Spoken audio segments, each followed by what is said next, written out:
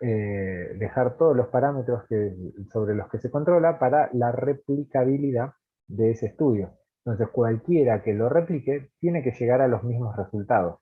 Esto es lo que establece que se cree sobre, digamos, una teoría sobre algo.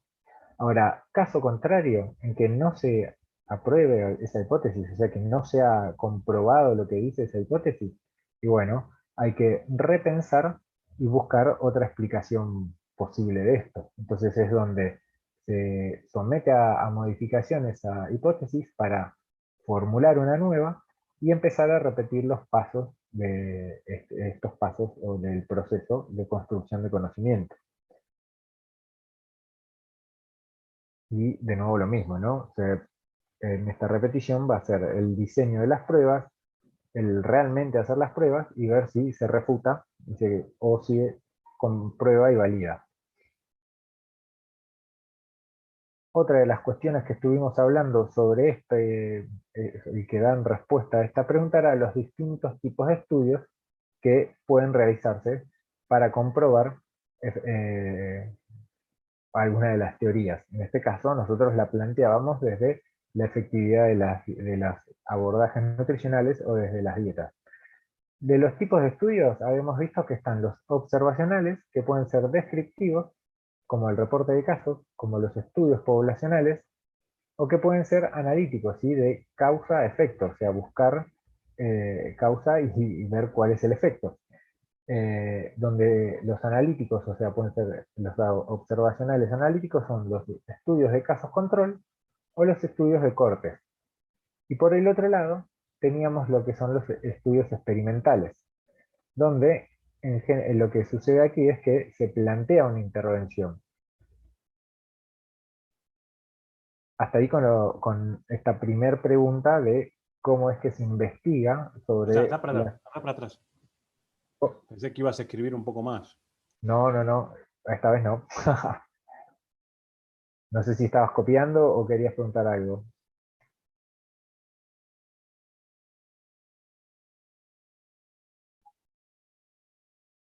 Hernán, igual esto está el PDF está pues colgado.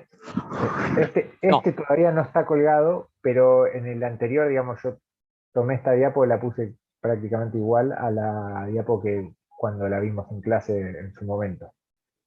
Ahora no me acuerdo si era la clase. Ah, Sí, fíjense, yo las clases cuando las tienen subidas al Dropbox están por número. Y esta no me acuerdo si era la clase 13 o la 12. Pero bueno, sí, este cuadrito lo tienen. Igualmente lo van a tener acá. Esta yo lo voy a estar subiendo entre hoy y mañana.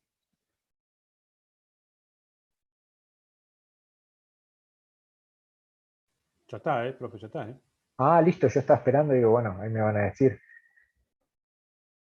Bárbaro. Pasemos a la siguiente pregunta que intentábamos dar respuesta a lo largo de las clases que vimos sobre la efectividad de los abordajes nutricionales. Una de ellas era qué era un metaanálisis o revisión sistemática y tomados como sinónimos, ¿no? Básicamente es un tipo de estudio científico donde lo que se hace es revisar distintos tipos distintos estudios independientes, o sea, independientes entre sí, que no, porque ahí no sé si querían decir algo o fue sin querer. Ok. Retomo, entonces, ¿de qué se trata un metaanálisis o una revisión sistemática? En agarrar distintos tipos de estudios, o sea, y acá en la definición está puesto independientes, porque no son hechos por un mismo investigador o una misma fundación o asociación o una misma entidad, ¿sí? Sino que son distintas investigaciones, por supuesto, sobre una misma temática, ¿no? Para analizarlos y valorarlos o clasificarlos según un método cuantitativo, ¿sí?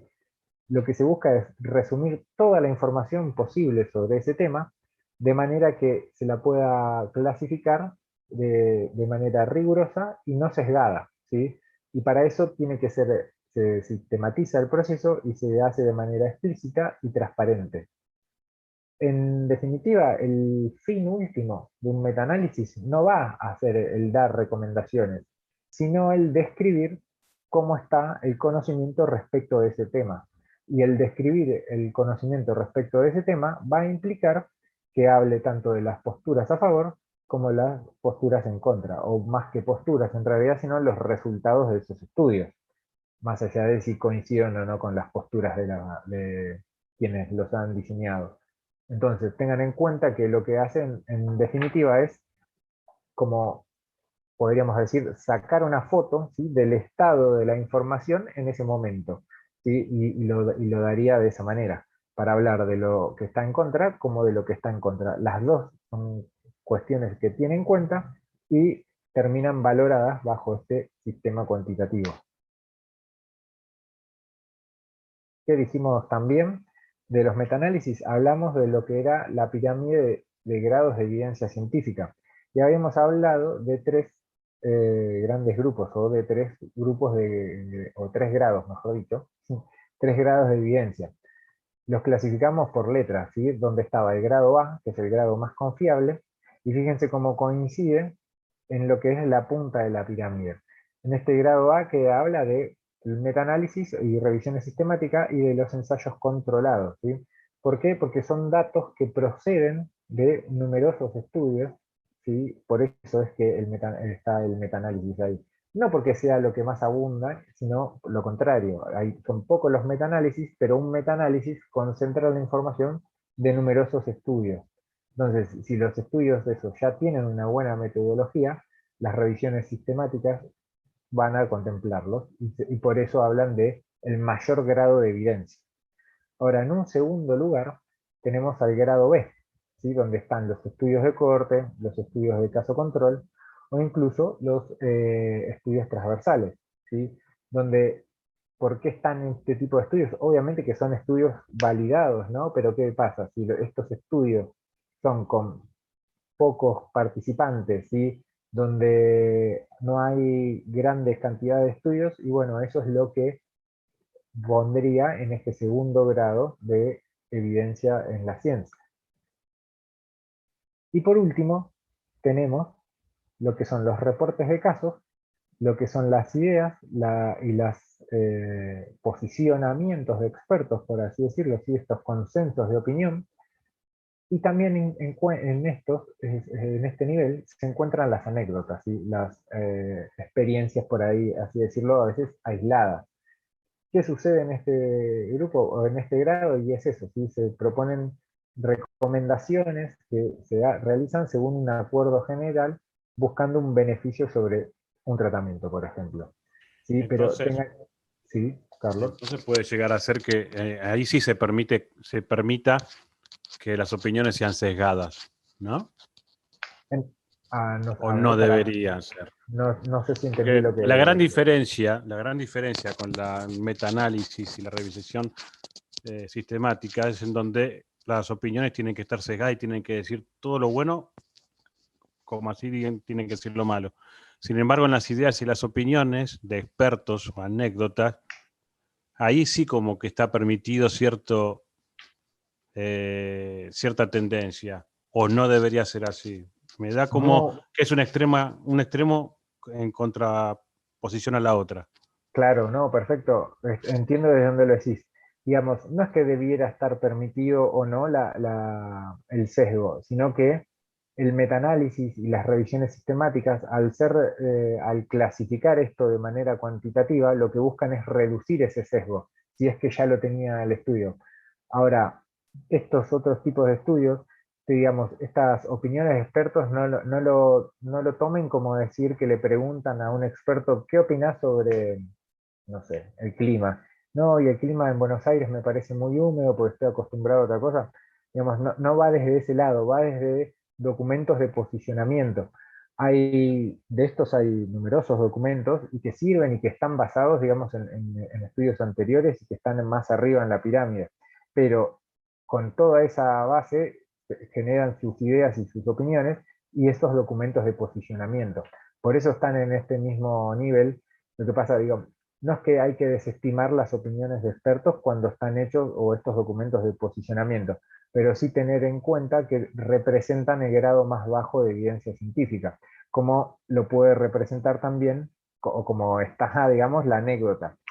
¿Qué sería una anécdota? Y decir, ¿sabes que mi primo desde que dejó los lácteos subió masa muscular y bajó de masa adiposa? El problema son los lácteos y ahí esa anécdota, que andás a ver qué más hizo mi primo además de dejar los lácteos, ¿sí? Termina generando a veces confusiones. ¿Qué pasa? A lo que nosotros o cualquiera de nosotros, y pensemos no como gente de ciencia, vamos a pensarnos como en otro lado, como consumidor final de un montón de cosas. Desde ese lado, el contacto con las anécdotas puede estar en cualquier momento, en cualquier ámbito nuestro.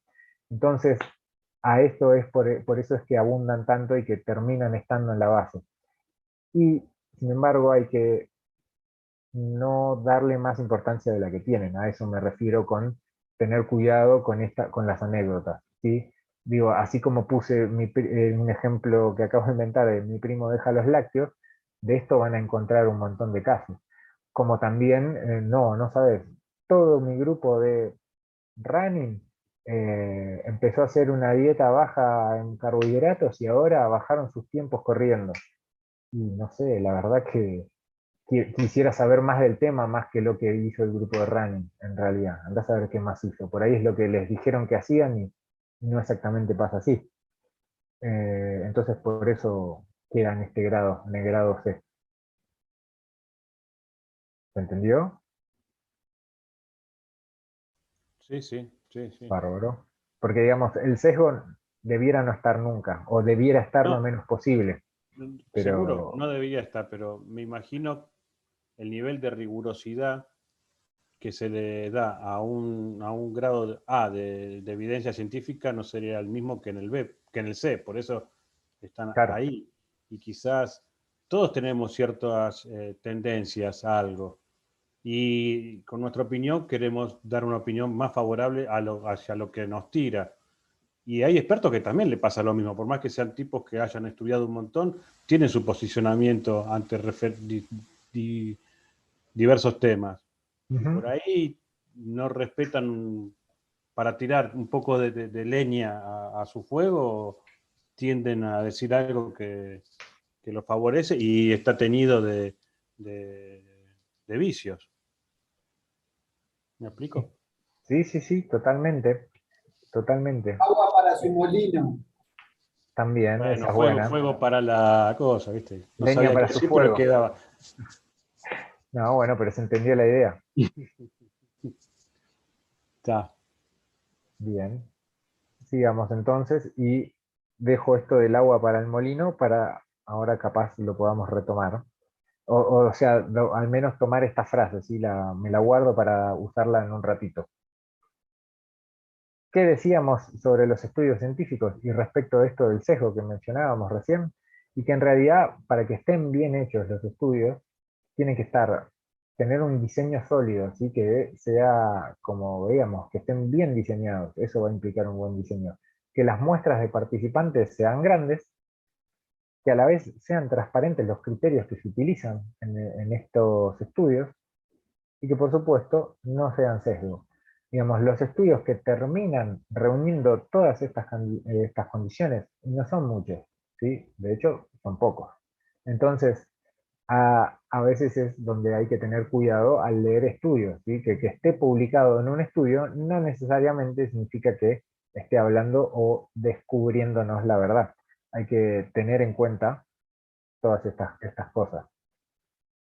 Habíamos hablado, y esto cambiando un poco de tema, pero todo viene de la mano, ¿no?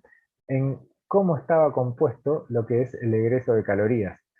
Y lo dijimos en su momento, digamos, tenía el mayor componente, y vamos a pensar en personas regulares, ¿sí? Personas regulares, ¿no? Personas normales, ¿sí? Personas estándar, personas tipo, como quiera decirle, ¿sí?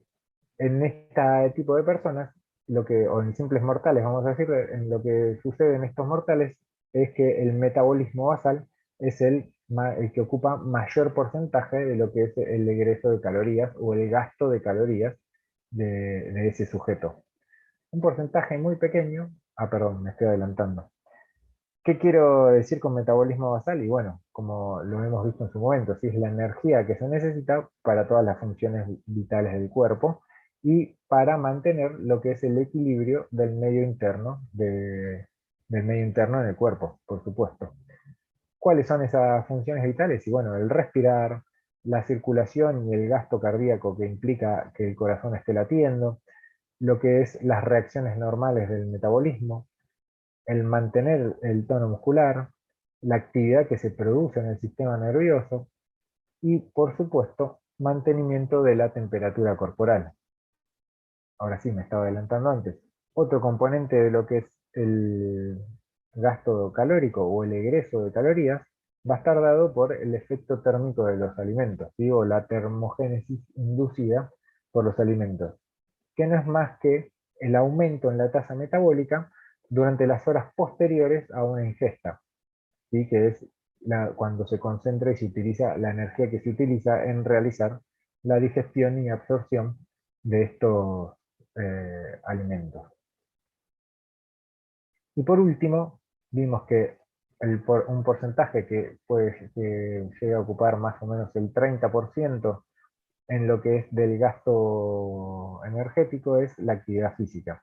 Y que vimos también que este componente es variable y que puede, por supuesto, ocupar más o incluso ocupar menos, como por ejemplo, si lo sacamos de personas deportistas y personas normales, una persona postrada que no puede utilizar o que no puede estar de pie o difícilmente pueda estar sentada, esa persona va a tener, por supuesto, esta parte menor a una persona normal.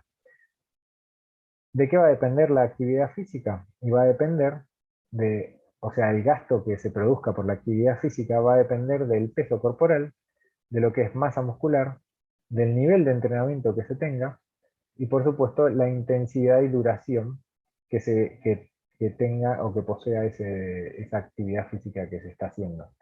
Y de esto lo dijimos, ¿qué comprendía estas cuestiones? Y tanto el ejercicio como la actividad física no programada. Y dentro de esta actividad física no programada es que se cuenta al famoso NEAT, ¿sí? Al Non-Exercise Activity Thermogenesis, o bueno, pasado al castellano, sería una actividad termogénica no asociada al ejercicio como tal. Pero bueno, queda mucho más corto decirle NEAT. El NEAT es parte de esta actividad física no programada, por lo tanto forma parte de este componente del gasto calórico, del egreso calórico, ¿sí? Que corresponde a la actividad física. Sabiendo de qué está compuesto lo que es el egreso de las calorías, si lo contrastamos contra el ingreso de calorías, podemos empezar a hablar de lo que sería balance de energía en el cuerpo humano. Y sobre eso habíamos hablado que se pueden dar tres situaciones distintas, donde, a ver si lo...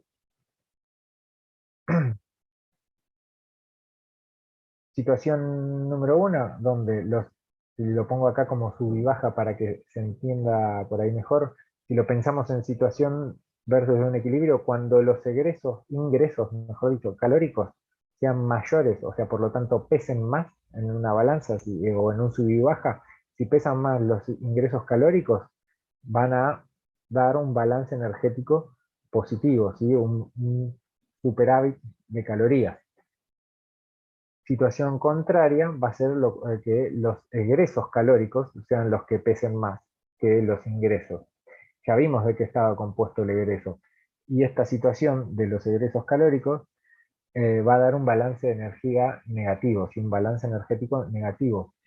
Pensémoslo, a mí me gusta pensarlo, o por ahí es medio triste, depende cómo lo vean, comparado con un sueldo.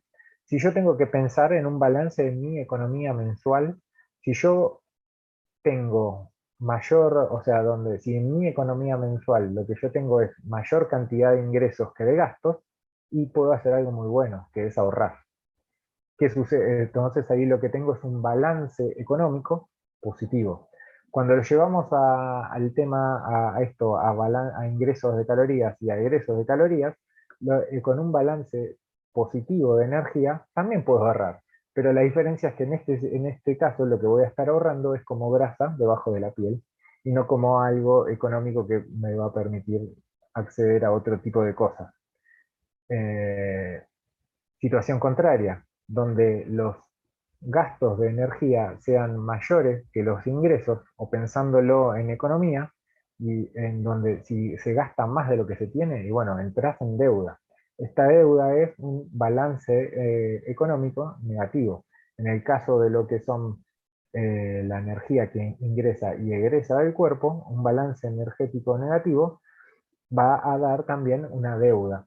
Esta deuda o este ahorro, si lo pensamos y hablamos de estas dos situaciones, van a afectar lo que es la composición corporal.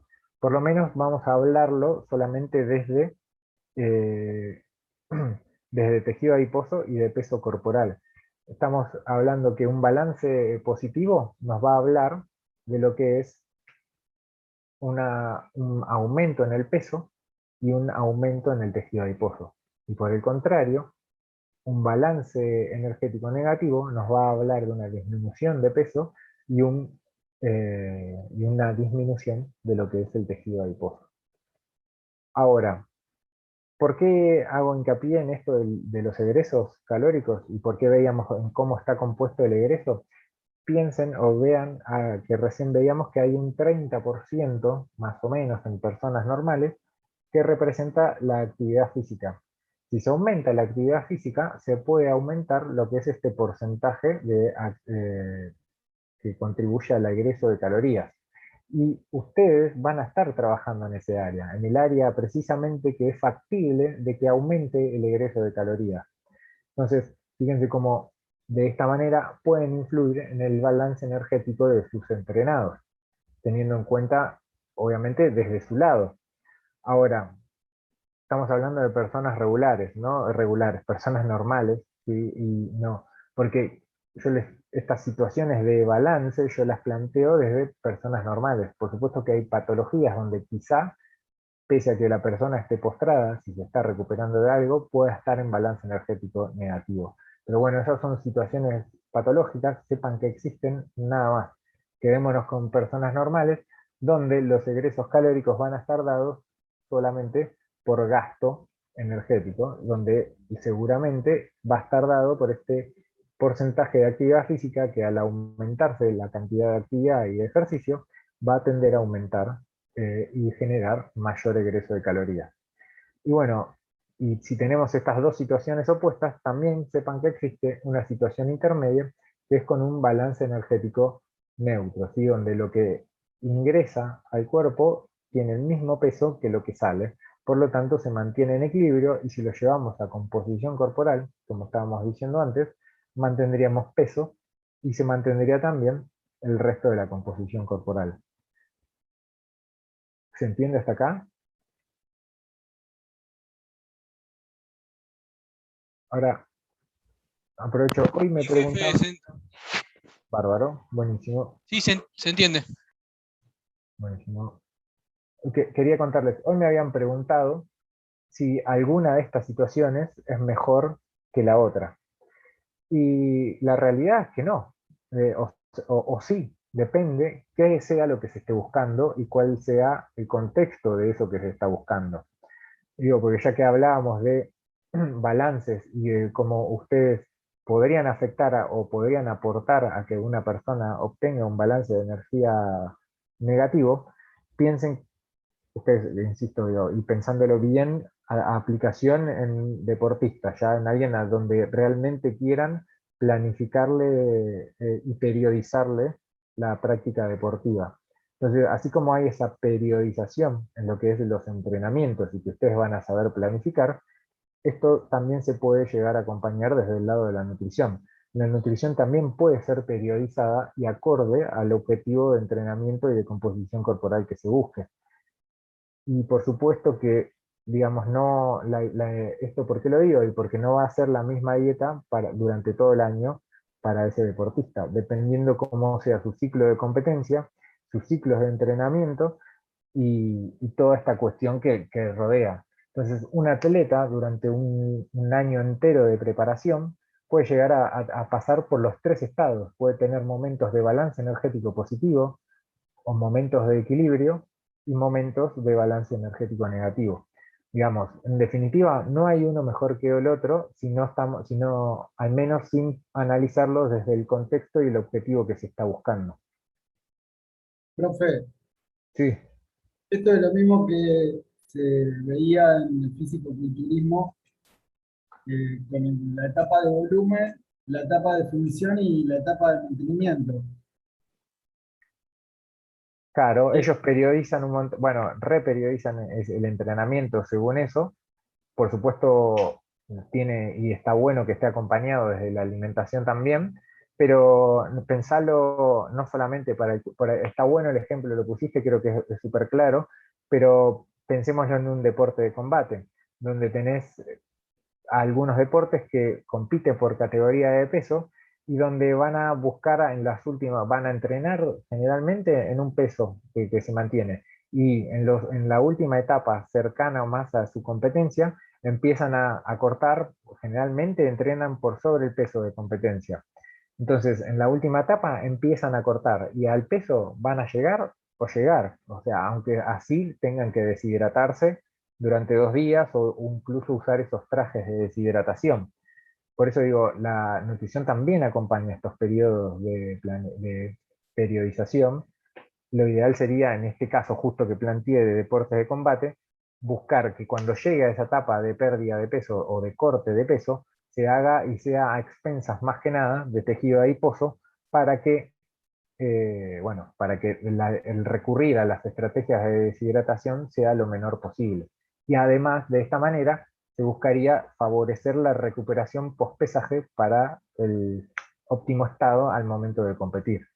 Digo, este es un ejemplo, pero piénsenlo en corredores, donde no tienen que cortar peso, pero sí, por supuesto, por ahí entrenan durante una etapa del año donde no es tanto entrenamiento, están lejos de las competencias, y bueno, tienen un peso donde están cómodos. Ahora, al momento de tener que competir, y bueno, van a tener que buscar su peso óptimo para competir. Y también le implicaría una transición o un cambio por estos tipos de balance de energía.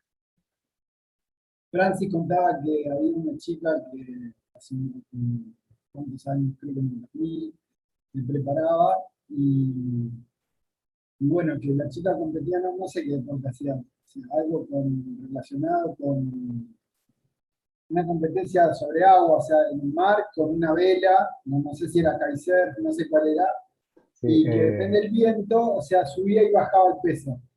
Había ido a Australia, que había mucho viento, y entonces ahí tenía que estar un poco más pesada. Y después había venido acá a Buenos Aires, que había menos viento y quería ir un poco más rápido y tenía que bajar de peso.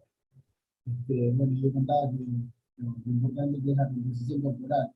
Vos decías recién con los deportes de combate, pero también en este otro deporte que no es combate, que también es importante. Eva, sí, sí, tal cual. Ay, perdón, Carlos, ¿ibas a decir algo? que Seba, se te escucha un poco distorsionado. Creo que tenés el micrófono lejos, ¿no? Sí, Te sí, pasó es ayer verdad lo que mismo. se te escuchó distorsionado, pero se te entendió.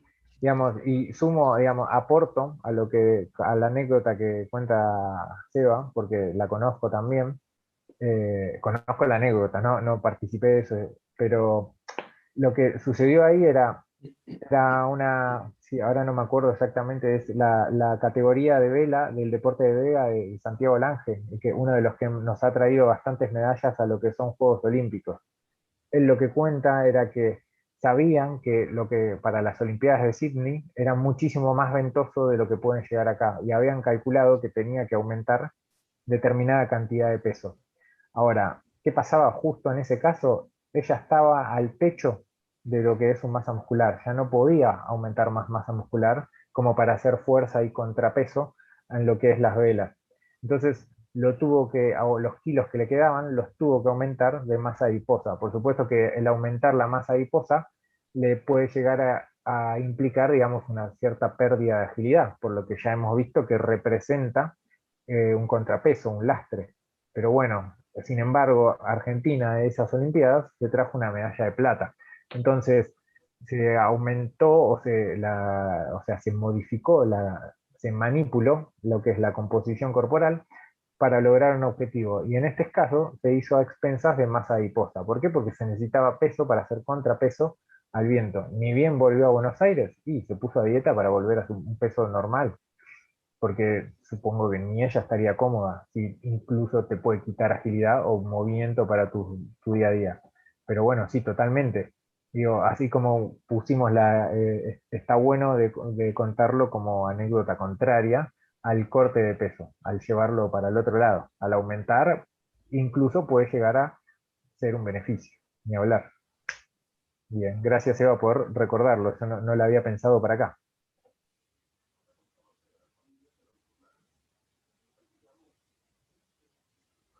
Entonces, volviendo a esto y viendo que el concepto queda claro, pasemos a hablar un poco de lo que fueron las dietas, ya casi con esto que terminamos, lo que fueron las dietas que vimos. ¿Sí?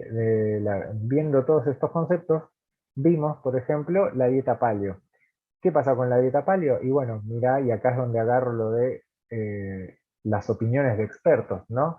Tenemos que esta dieta paleo es creada por acá, por Rob Wolf, que incluso la dieta paleo tiene una página web que está ahí disponible, donde está toda la info de cómo nace, qué estudios la respaldan. Bueno, obviamente ahí sí estamos hablando de sesgo, ¿no? Pero fíjate cómo Rob Wolf incluso también tiene una sección de preguntas frecuentes en la página de esta dieta. Así que quien quiera profundizar mucho más en el tema, está toda esa info disponible. Pero bueno, hemos visto también cuáles eran algunos de sus efectos. ¿Sí? ¿Qué busca o de qué se trata esta dieta? Y de imitar lo que eran las costumbres de los homínidos de la época paleolítica. Entonces, por lo tanto, como se buscan imitar esas costumbres alimenticias, hay alimentos que están permitidos comer y alimentos que hay que evitar.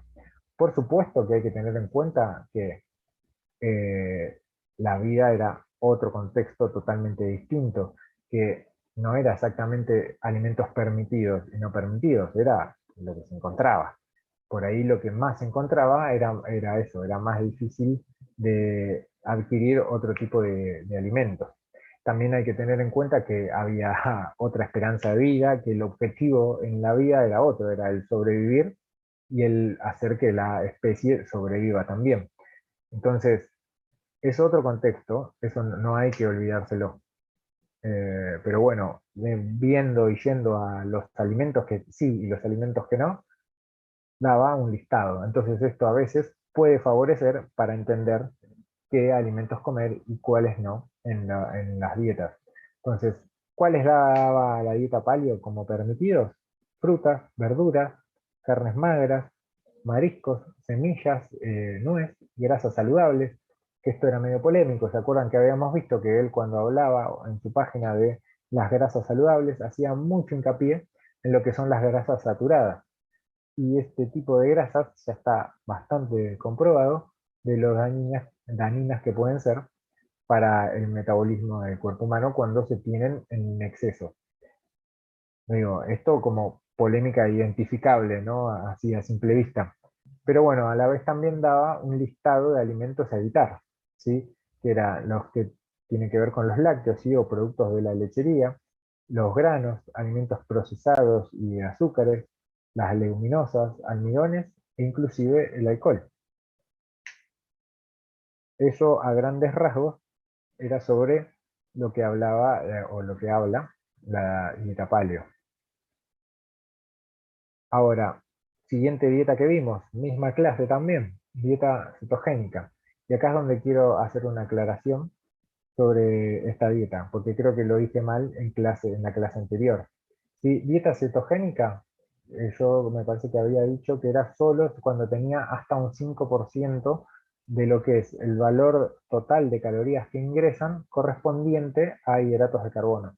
Y en realidad, acá me parece que es donde me equivoco, en realidad puede ir del 5 al 10, esa es la variación. Lo que define la dieta cetogénica es que el aporte de hidratos de carbono sea menor a 50. Yo me parece que las presenté como dietas muy bajas en carbohidratos. Bueno, la dieta cetogénica sí es una dieta muy baja en carbohidratos, pero bueno, tiene su nombre propio. Entonces, esta aclaración, nada, ténganla en cuenta, ¿sí? Porque me parece que eso, se quedó mal expresado como un tipo de dieta distinta. Lo que sí, estas dietas de hasta el 10% del valor calórico total representado por los hidratos de carbono, puede llegar, o sea, sería cetogénica entre el 5 y el 10%, pero de manera segura cuando los hidratos de carbono no superan los 50 gramos al día. Y de esto lo distinguíamos a este tipo de dietas de las dietas bajas en hidratos de carbono, que son las que son consideradas así, las que aportan menos del 50% del valor total de la energía. Freno acá, que queda menos de un minuto, no vi hace cuánto se puso así que lo freno acá y ahora seguimos. Y de todas maneras, cualquier cosa, vuelvo a hacer esta aclaración porque quedó mal expresado en esa clase y no está bueno que se lleven esa idea de manera incorrecta. 2017, sobre IMO, índice músculo óseo. Exactamente, sí. Sí, sí, sí. Y porque a veces depende, el deporte siempre se busca, ¿viste? A maximizar lo que es la masa muscular. Y bueno, está bueno ver o abrir la cabeza a la posibilidad de que a veces, si lo que necesitas es peso, por ejemplo, para contrarrestar el viento, y bueno, perderás algo de agilidad quizá, pero si el objetivo es buscar traer una medalla, me parece que en ese caso más que cumplido. Sí, pero perdés más tiempo cayéndote de cada rato. Cuando te caes para levantarte el agua vas a perder tiempo en ese caso. Sí. Ahí lo conocí, ese año lo conocí a Francia. Ahí está, mira, 2016 dijiste. 2017 creo que fue.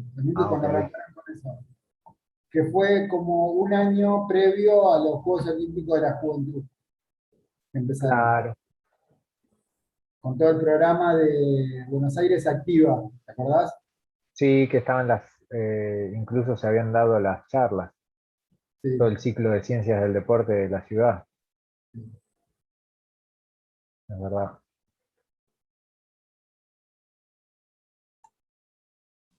Bueno, faltan algunos, pero vuelvo a compartir pantalla mientras y seguimos. Total, ya casi estamos. Y de paso los libero porque si ustedes tienen parcial, pongo a grabar nuevamente. Recording in progress. Bueno, sobre esto entonces, solo para que quede claro, dieta cetogénica cuando tiene menor a 50 gramos de hidrato de carbono al día. Y ese porcentaje, si lo pensamos en porcentaje, puede ir del 5 al 10, pero lo que lo va a definir va a ser ese aporte de menos de 50 gramos de hidrato de carbono al día. Muy distinto de las dietas que son consideradas bajas en hidratos de carbono, porque pueden llegar a aportar hasta un 50%. ¿Sí? En general es menos, pero aportan mucho más que estos 50 gramos de hidratos de carbono. Ahora, nosotros vimos en clase también, ¿sí?, que estos 50 gramos de hidrato de carbono terminan siendo pocos. Entonces, al ser pocos, es muy fácil salirte o pasar de esos 50 gramos de hidrato de carbono. Vimos algunos ejemplos, ¿sí? Vimos el plato de arroz, ya sea en crudo o en cocido. Vimos también que con unas 3 rodajas de pan lactal, o 2, dependiendo del tamaño, si son esas que son gigantes, si esas entre 2 3 rodajas, o sea, en total, para universalizar a los panes lactales, entre 2 a 3 rodajas, estaríamos cubriendo esos 50 gramos de hidrato de carbono. Con una banana también, con 2 manzanas, con un bol pequeño de ensalada de frutas. Otro ejemplo fuera de aquí, por ejemplo, mira, 2 rapiditas, ¿sí? Que las rapiditas, si lo vamos a pensar, generalmente algo más adentro se les pone. Entonces, te pasás muy fácilmente estos 50 gramos de hidratos de carbono, lo cual hace que esta dieta también sea, digamos, muy fácil sentir que se la está haciendo cuando ya en realidad no. ¿Sí? Porque si comiste 3 manzanas en un día, te repasaste de lo que es del aporte que diría esta dieta, lo cual hace entonces que tener cuidado cuando alguien les diga, hey, che, no sabes qué bien que me está yendo con la dieta cetogénica, hay que ver si, sin querer, no se pasó. O sea, si se pasa estos 50 gramos de hidrato de carbono, ya no está haciendo la dieta cetogénica, estará haciendo una dieta muy baja en hidratos, pero no una cetogénica. Entonces, a veces pasa que hay muchos que consideran que la están haciendo cuando en realidad sin querer no la están haciendo.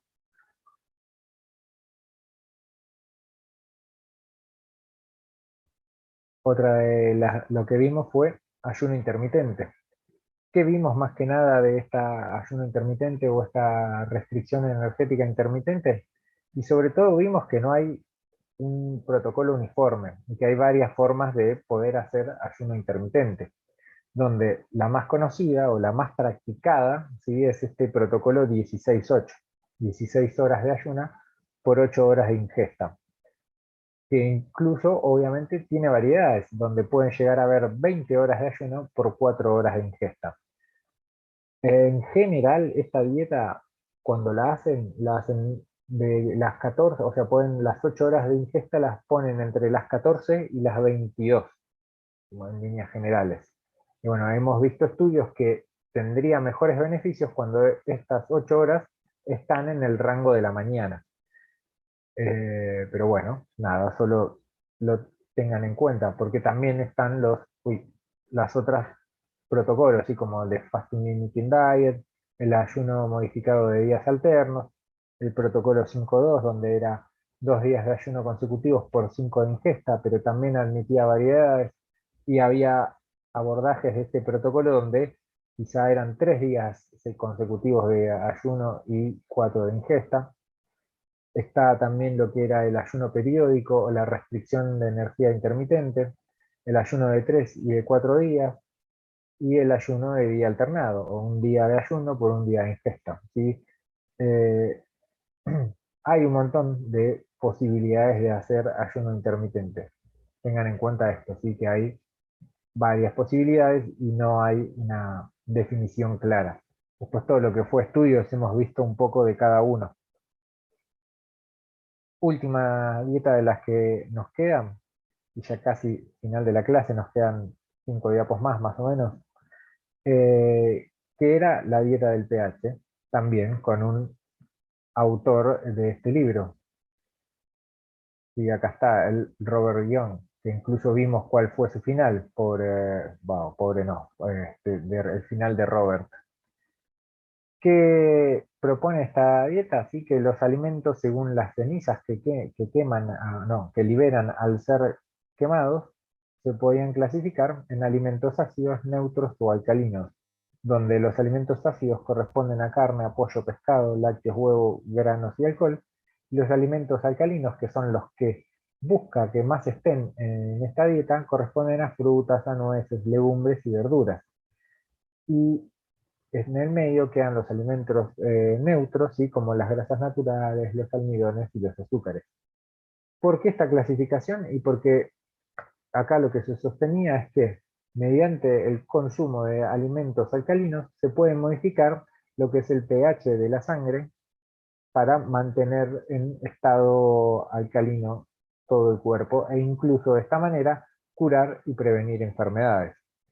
Esto era lo que propone, digamos, esta dieta.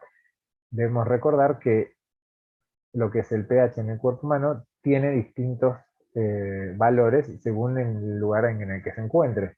Por ejemplo, el tubo digestivo recuerden que el pH es una escala de 0 a 14, donde de 7 a 0 es pH ácido y de 7 a lo que es 14 terminan siendo pHs alcalinos.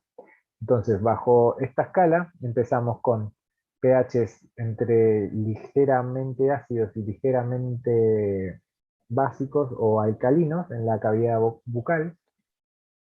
En lo que es el estómago pasamos a un pH totalmente ácido, el cual después se vuelve a neutralizar, ¿sí?, llevándolo a valores ligeramente ácidos o incluso alcalinos en lo que es la primera porción del duodeno, y después en el resto del intestino delgado pasa a pHs que podríamos considerar casi neutros, ¿sí?, están en 7,2 a 7,5 o ligeramente alcalinos. Y finalmente se alcaliniza un poco más hacia la salida de lo que es la materia fecal, y en el colon dando a pHs de 8, 8,5. ¿Qué sucede también? Que la sangre tiene un pH propio y que es raro que varíe más de 3,35 a 3, de 7,35 a 7,45, ¿sí? Y que incluso una variación por fuera de este rango de pH lo que va a dar es que se alteren lo que son las enzimas de los procesos metabólicos. Y eso puede llegar incluso a la muerte por esta desnaturalización y pérdida de la funcionalidad de las enzimas. Entonces, nada, solo a tener en cuenta lo que decía Robert Young sobre esto, y bueno, y cómo terminó por decir lo que decía. Y lo último que vimos sobre dieta fue este estudio, ¿sí? Que era la evidencia científica sobre los diferentes abordajes de alimentación. Lo que tenía de bueno este estudio y que lo terminamos viendo era que comparaba varias dietas populares, ¿sí? O conocidas, donde las analizaba desde el contenido que aportan de cada uno de los macronutrientes. Y está bueno como para comparar, fíjense acá cómo la dieta cetogénica está dada que hasta el 10% corresponde a hidratos de carbono, en diferencia a lo que podría ser, fíjense, la dieta de la zona o la dieta paleo, donde hay un 40% de hidratos de carbono. Y bueno, comparado, no sé, por ejemplo, la dieta Ornish, también que da hasta 70% de hidratos de carbono. Entonces, está bueno de compararlo así, ¿por qué? Porque según qué sea el factor que se busca manipular en las dietas, lo podemos clasificar en dietas que manipulan el contenido de macronutrientes, así como ser la alta en grasas, baja en grasas, alta en hidratos de carbono, baja en hidratos de carbono o incluso alta en proteínas. Otra forma de manipular lo que es la ingesta es manipulando el tiempo, y acá es donde entran varios de los protocolos del ayuno intermitente. Fíjense que está el ayuno periódico del protocolo 5 a 2, el ayuno de días modificados o el ayuno de tiempo restringido, ¿sí? Eh, estas tres son lo que se manipula, son el horario para las ingestas o los días, ¿sí? Es el tiempo en la ingesta lo que es manipulado. Y finalmente, la última forma de clasificar era con las dietas que restringen o un alimento en especial o un grupo de alimentos en especial, como podría ser, por ejemplo, la dieta que son basadas en plantas, ¿sí? Las dietas plant-based. Estas dietas los que restringen son alimentos de origen animal. O por ejemplo, otra donde se restringe es la dieta gluten free. Lo que se busca en esta dieta es la eliminación de las proteínas o de alimentos que produzcan y que generen el gluten.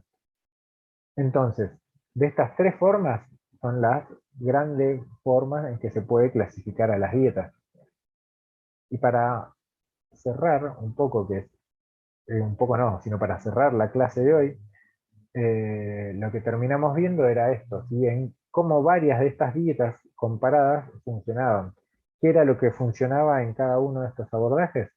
Que todos estos abordajes lo que hacen era crear un déficit de calorías, independientemente que algunas tienen cosas en común, como la dieta del pH, por ejemplo, y la dieta paleo tienen en común que en ambas está permitido frutas y verduras. Digo, lo resalto así como algo aislado. Si bien está con otros espíritus, ¿no? Una era alcalinizar el cuerpo y otro es comer como en el periodo paleolítico, son alimentos que terminan coincidiendo dentro de los permitidos. Entonces, en definitiva, no escuchen o no presten tanta atención cuando alguien quiere imponer una dieta por sobre otra, así el mostrar esa mejor, cuando lo que realmente está funcionando es, si crea o no crea, este déficit de calorías. Profe, la Sí. dieta basada en plantas es lo mismo que el crudo y vegano. ¿Cómo? ¿Que el crudo y vegano? No, no necesariamente. No es, Vegano es un... Dejo de compartir total. Eso está afuera. Digamos, veganos, si es igual que el crudo y vegano, si es lo mismo. no, Pero no, se llama, no. ¿no? No, no, no. La dieta basada en plantas es una forma más amistosa de llamar a los abordajes vegetarianos o veganos. Vegano a veces está relacionado más con el extremista, ¿sí? El que quiere imponer esa dieta por un montón de otras razones. Entonces, como este abordaje, no me gusta decir militante, pero este abordaje extremista, digamos, sería lo mejor, o evangelizador, esa es la palabra que buscaba. Los veganos a veces hacen o quieren hacer de evangelizadores. Pero no necesariamente. Crudo y vegano me parece que habla de comer determinados alimentos de origen animal. Lo importante es que estén, o no quiero pifiarle porque no estoy seguro de cuál es el crudo y vegano, pero habla ya ni siquiera de cocinar alimentos. Cuando los veganos tienen un montón de comidas que la verdad que son riquísimas y sí cocinan. Así que Se sí, va, sí, incluso se diferencian de ellos. se A va. ver, Carlos, ahí tiene una duda, un comentario. No, yo quería decirle a Seba que sabía lo que había hecho el vegano pasado. Carlos siempre tira los remates de las clases. Y encima este quedó grabado. Recording stopped. Y bueno, pero la vida es sencilla, hay que tomársela así. Por supuesto, hay que ponerle humor. Ni hablar, ni hablar. Ahí Agustín te dejó un comentario en el chat. Solo comunico hechos, ¿eh? No estoy diciendo nada. Cuac. Pero bueno, no sé si tienen algún comentario o duda. Si no, esto es todo por hoy. Los dejo que vayan a su examen próximo, así se preparan, llegan quizá a hacer un café o un termo de mate para enfrentar con todas las pilas. Y bueno, y por nuestra parte nos veremos la próxima semana en última clase y parcial. Fenómeno, profe. Muchísimas gracias. Gracias, profe. Por Bien, favor. profe. Nos Una vemos. hemorragia Chao, de buen fin de placer. gracias. Bueno, buen fin de... Nos vemos la próxima semana.